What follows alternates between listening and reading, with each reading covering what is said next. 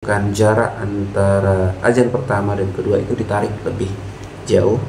Kalau kita ngambil kias dari sholat subuh, itu bacaan 60 ayat,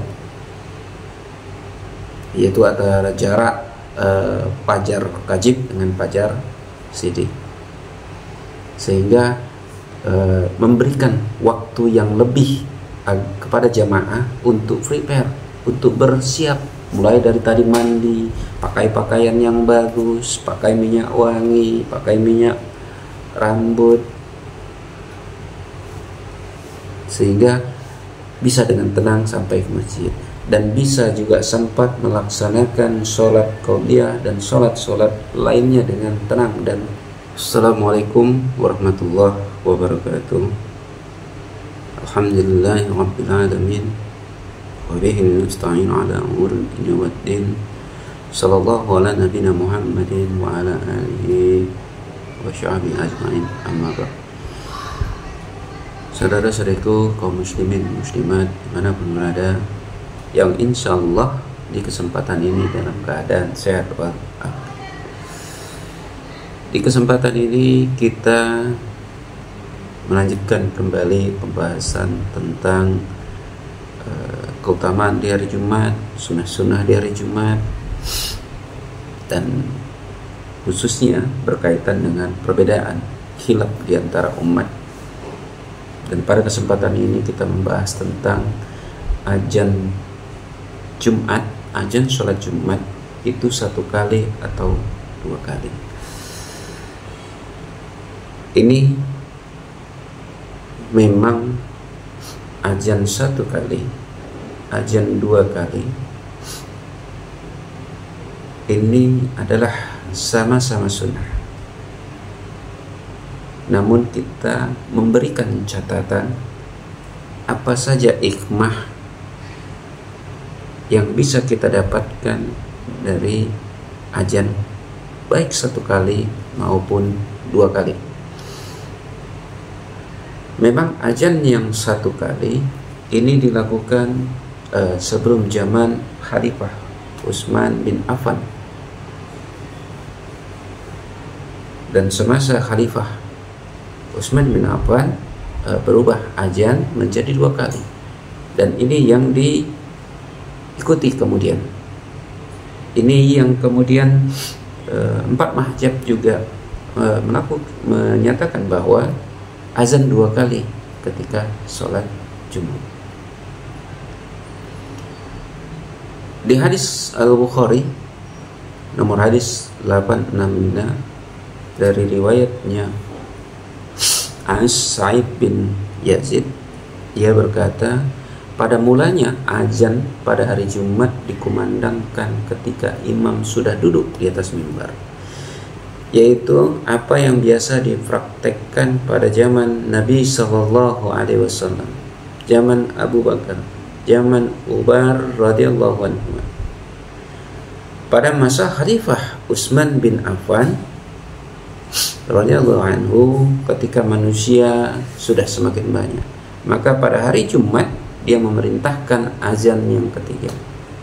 Azan ketiga ini maksudnya ya azan yang kedua, karena azan pertama dan iqamah ditambah dengan azan 1 lagi oleh Khalifah Utsman bin Affan, sehingga dikumandangkanlah azan tersebut, tambahan azan tersebut di az-zaur, yaitu di pasar, tempat yang tinggi di pasar. Kemudian berlakulah urusan itu menjadi ketetapan. Berdasarkan hadis ini, tentunya kita tidak memisahkan mana sunnah Nabi SAW, mana sunnah Khulafaur Rasyidin, karena Nabi sudah mengingatkan agar kita berpegang teguh pada sunnahnya dan sunnah Khulafaur Rasyidin, agar kita termasuk orang yang mendapatkan petunjuk. Siapa saja Khulafaur Rasyidin yang mendapatkan petunjuk itu? Yaitu Khulafaur Rasyidin yang memerintah selama 30 tahun. Siapa itu?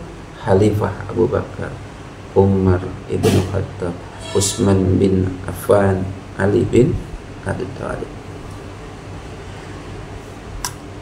Dan Nabi SAW mewasiatkan ini. Diriwayatkan dari Irbad bin Syariah, dia berkata, pada suatu hari Rasulullah SAW berdiri di tengah-tengah kami. Beliau memberi nasihat yang sangat menyentuh, membuat hati gemetar, air berlinangan. Lalu dikatakan, wahai Rasulullah, engkau telah memberikan nasihat kepada kami, satu nasihat perpisahan, maka berilah kami satu wasiat. Lalu Nabi SAW bersabda, hendaklah kalian bertakwa kepada Allah, mendengar dan taat meskipun kepada seorang budak Habasyi. Dan sepeninggal pun nanti kalian akan melihat perselisihan yang sangat dahsyat. Maka hendaklah kalian berpegang pada sunnahku dan sunnah para khulafaur rasyidin yang mendapat petunjuk. Gigitlah sunnah itu dengan gigi geraham, dan jangan sampai kalian mengikuti perkara-perkara yang dibuat-buat, perkara baru, karena sesungguhnya semua bid'ah itu adalah sesat. Di hadis di Sunan Ibnu Majah nomor hadis 42. Jadi kita tidak mempertentangkan ini sunnah Nabi, ini sunnah Utsman ibnu Affan, tidak. Kedua-duanya, karena Nabi menyebutkan berpegang pada sunnahnya dan sunnah para khulafaur rasyidin. Jika yang mengamalkan satu azan, berarti mengamalkan sunnah Nabi SAW. Yang dua kali azan mengikuti sunnah khulafaur rasyidin yang diamanatkan, yang diwasiatkan oleh Nabi SAW. Sama-sama sunnah. Namun yang perlu kita garis bawahi adalah apa catatan dan hikmah di balik satu kali azan, dua kali azan. Untuk yang satu kali azan, jangan sampai kita merendahkan, membid'ahkan yang azan dua kali, karena itu juga sunnah yang diwasiatkan Nabi SAW, sunnah yang dilakukan oleh khulafaur rasyidin, sunnah yang dilakukan oleh Utsman ibnu Affan. Itu telah diwasiatkan Nabi SAW. Dan banyak sunnah-sunnah yang lain, termasuk mushaf Al-Quran yang kita baca, termasuk ibadah tarawih, itu juga. Oleh karenanya, untuk kita yang satu kali azan, bagi kita para jemaah ini agar mempercepat kehadiran kita ke masjid. Jangan ditunggu azan berkumandang, karena ketika azan berkumandang artinya khatib sudah di atas mimbar, sudah akan berkhutbah. Tentunya kita ingin cepat sampai ke masjid, karena memang banyak keutamaan yang bisa kita dapatkan ketika kita cepat sampai di masjid. Yang pertama, bahwa kita tentu ingin menjadi orang yang ingin dicatat malaikat sebagai orang yang sholat Jumat.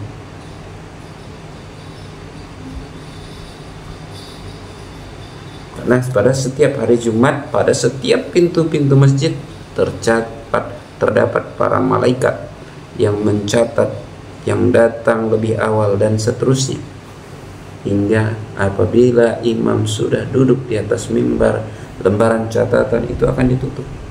Lalu mereka mendengarkan zikir, meninggalkan khutbah yang disampaikan oleh khatib. Jadi kalau kita masuk masjid nggak dicatat lagi sama malaikat, mirip seperti halnya ketika kita sekolah, ketika kita bekerja, nggak bisa lagi absen, nggak bisa lagi presensi. Sayang kan?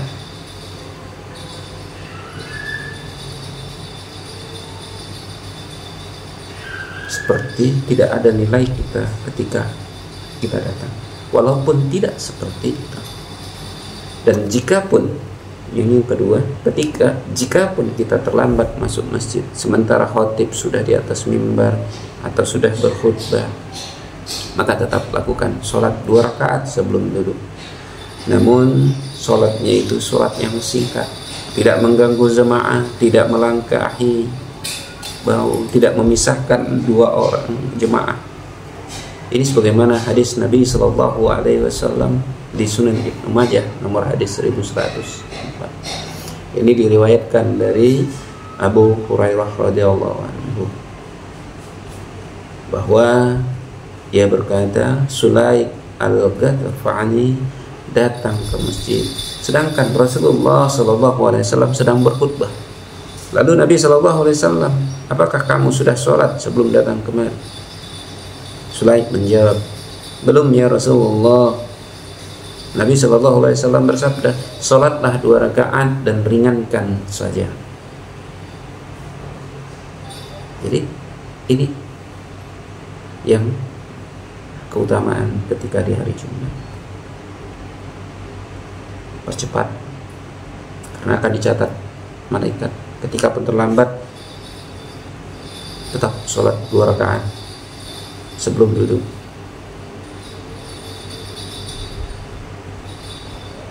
Dan cepatnya kita hadir ke masjid itu juga keutamanya beda-beda. Ada yang mendapatkan pahalanya itu seperti sedekah unta, ada yang sedekah seperti sapi, ada yang sedekah seperti kambing, ayam, bahkan telur. Ini keutamaan orang yang siapa yang dulu. Ini ada disebutkan di Sahih Al-Bukhari nomor hadis 832. Barang siapa yang mandi di hari Jumat sebagai mandi janabah. Jadi mandinya ini mandi niat seperti mandi junub, mandi di hari Jumat, lalu berangkat ke masjid, maka dia seolah-olah berkorban seperti seekor unta. Dan barang siapa yang datang pada kesempatan kedua, maka ia mendapatkan seolah-olah seperti berkurban seekor sapi. Dan barang siapa yang datang pada kesempatan ketiga, maka ia seolah berkurban seekor kambing yang bertanduk. Dan barang siapa yang berkesempatan datang pada saat kesempat, maka ia seolah-olah berkurban seekor ayam. Dan barang siapa yang berkesempatan datang pada saat yang kelima, maka ia seolah berkurban sebutir telur. Dan apabila imam sudah keluar untuk memberikan khutbah, maka para malaikat hadir mendengarkan zikir, mendengarkan khutbah, tidak lagi mencatat siapa yang masuk. Itu juga orang yang datang duluan tentu bisa memperbanyak sholat, melaksanakan sholat qobliyah Jumat dan sholat-sholat lain dengan tenang. Ini sebagaimana Nabi SAW, Ibnu Umar itu melaksanakan sholat qobliyah sebelum 4 rakaat dengan sholat yang panjang. Kalau kita tergesa-gesa ke masjid, bagaimana bisa kita sholat qobliyahnya itu dengan rakaat yang panjang? Karena datang pun kita sudah terburu-buru. Lalu bagaimana Nabi SAW sholat qobliyahnya? Nabi SAW itu sholat qobliyahnya di rumah sebelum naik mimbar. Di riwayat lain juga Ibnu Mas'ud disebutkan beliau sholat 4 rakaat sebelum Jumat. Bahkan istri Nabi SAW yaitu Safiyah binti Huyai radhiyallahu anha, ini istri Nabi SAW yang wafat pada zamannya Muawiyah. Beliau juga disebutkan melakukan sholat 4 rakaat sebelum imam keluar. Dan beliau melakukan sholat Jumat bersama imam 2 rakaat. Jadi istri Nabi itu juga sholat qobliyah 4 rakaat sebelum imam keluar dan melakukan sholat Jumat bersama imam 2 rakaat. Ini juga yang menjadi dalil kenapa ada wanita yang juga melaksanakan sholat Jumat bersama di masjid. Di beberapa masjid mungkin ada juga yang memang diberikan tetap saf untuk wanita untuk sholat Jumat, tapi afdalnya wanita itu sholat di rumah. Jikapun ke masjid itu izin daripada orang tuanya, suaminya.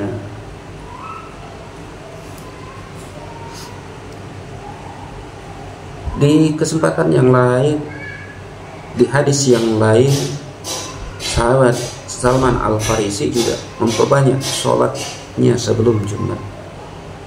Di dalam hadis disebutkan bahwa tidaklah seorang mandi pada hari Jumat, bersuci, berwudu semampunya. Bersuci ini bisa mandi, bersuci, berwudu kembali semampunya, memakai minyak rambut miliknya, lalu mengoleskan minyak wangi yang ada di rumahnya. Kemudian ia keluar menuju masjid dengan tidak memisahkan antara dua orang yang dalam saf. Selanjutnya ia melaksanakan sholat semampunya, lalu ia mendengarkan imam yang berkhutbah, melainkan Allah akan mengampuni dosa-dosanya sampai pada Jumat yang akan datang. Dan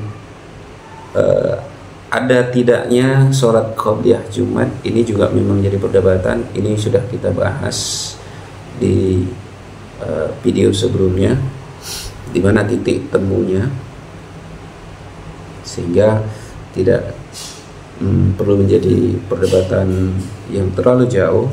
Silahkan berpegang pada nas kita, pegang pada dalil kita. Walaupun di video sebelumnya kami menyebutkan bahwa sholat qobliyah Jumat itu ada, karena banyak dalil yang menyebutkan hal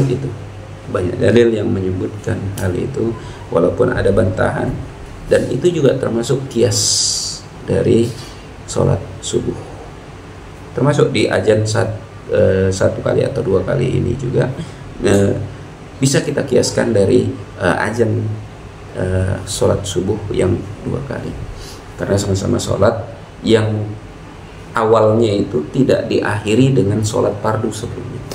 Seperti sholat asar itu berakhir sholat zuhur, masuk sholat asar, berakhir sholat asar, masuk maghrib, berakhir sholat maghrib, masuk isya. Sedangkan subuh dan Jumat atau zuhur ini tidak diawali dengan berakhirnya sholat fardu sebelumnya, di mana sholat subuh, sholat isya itu berakhir di pertengahan malam. Begitu juga subuh berakhir setelah ketika terbit matahari. Jadi tidak bertemu antara waktu sholat zuhur dengan tidak berbatasan langsung antara sholat subuh dengan sholat zuhur atau Jumat, sholat isya dengan subuh. Lalu apa catatan dan hikmah untuk masjid yang melakukan azan dua kali? Dan yang satu kali ini juga harus benar-benar disampaikan ke para jemaah bahwa azan itu satu kali, sehingga tidak terlambat para jemaah untuk hadir ke masjid. Karena ketika secara besarnya ketika terlambat ke masjid, maka mereka tidak dicatat lagi oleh malaikat untuk sebagai orang yang melaksanakan sholat Jumat, dan hilangnya kesempatan bersedekah dengan melalui kesempatan orang yang 5 kesempatan tadi, seolah bersedekah dengan unta, sapi, kambing, ayam, dan telur. Lalu apa catatan kita dan hikmah untuk masjid yang melaksanakan sholat dengan azan 2 kali? Ini yang kita sampaikan, bahwa secara pribadi kami juga condong kepada azan Jumat itu 2 kali, karena selain kita mengamalkan sunnah Nabi SAW, kita juga menjalankan perintah beliau yang menyebutkan sunnah daripada Utsman bin Affan sebagai khulafaur rasyidin, Jadi 2 kali kita menjalankan sunnah beliau, menjalankan perintah beliau, mengikuti khulafaur rasyidin. Namun yang menjadi catatan adalah kiranya jarak antara azan pertama dengan kedua itu, karena biasanya kita hanya memberi jarak itu sekitar 2 rakaat sholat. Setelah itu imam naik langsung mimbar. Jika memungkinkan bahwa dilakukan jarak antara azan pertama dan kedua itu ditarik lebih jauh. Kalau kita ngambil kias dari sholat subuh itu bacaan 60 ayat, yaitu antara jarak fajar kajib dengan fajar siddiq, sehingga memberikan waktu yang lebih kepada jamaah untuk prepare, untuk bersiap, mulai dari tadi mandi, pakai pakaian yang bagus, pakai minyak wangi, pakai minyak rambut, sehingga bisa dengan tenang sampai ke masjid, dan bisa juga sempat melaksanakan sholat qabliyah dan sholat-sholat lainnya dengan tenang dan khusyuk, termasuk sholat qabliyah dengan panjang sebagaimana Nabi Shallallahu Alaihi Wasallam.